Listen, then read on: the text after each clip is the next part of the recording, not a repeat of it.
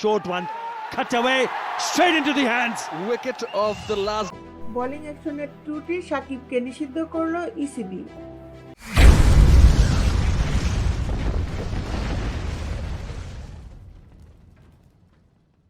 ত্রুটিপূর্ণ অ্যাকশনের কারণে সাকিব আল হাসানের বোলিং নিষিদ্ধ করেছে England and Wales cricket board. বাংলাদেশের বাহাতেই স্পিনার ইসিবি আয়োজিত কোনো প্রতিযোগিতায় বোলিং করতে পারবেন না। চলতি মাসের শুরুর দিকে বোলিং পরীক্ষায় সাকিবের অ্যাকশন অবৈধ হয় এমন নিষেধাজ্ঞার সিদ্ধান্ত।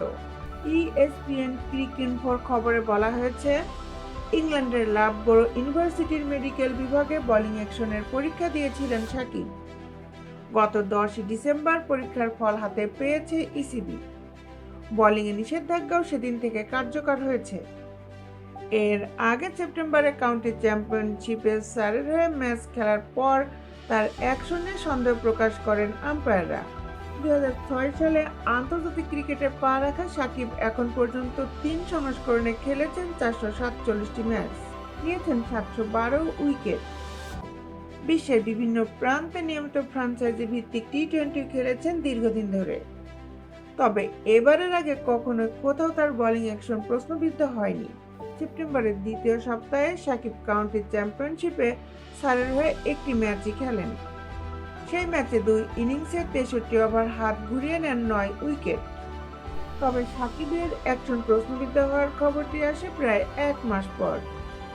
এরপর গত 2 ডিসেম্বর অ্যাকশন পরীক্ষা দেন সাকিব, যেখানে 4 ওভার বোলিং করেন তিনি। নিয়ম অনুযায়ী বল ডেলিভারির সময় বোলারের কোনোই 15 ডিগ্রির বেশি বাঁকা হতে পারে না। সাকিবের কোনোই অনুমোদিত সীমার চেয়ে বেশি বেঁকেছে বলে নিষেধাজ্ঞার প্রশ্ন উঠেছে। তবে তার কোনোই কত ডিগ্রি পর্যন্ত বাঁকা হয়েছে তা জানা যায়নি। ইসিবি নিষেধাজ্ঞা থেকে মুক্তি পেতে হলে সাকিবকে স্বতন্ত্র মূল্যায়ন কেন্দ্রে অ্যাকশন পরীক্ষা করাতে হবে। তবে ইংল্যান্ডের বাইরে বল করতে কোনো বাধা নেই। বিশ্বের খেলার আপডেট নিউজ পেতে আমাদের সাথেই থাকুন। Justice sports, Dhaka.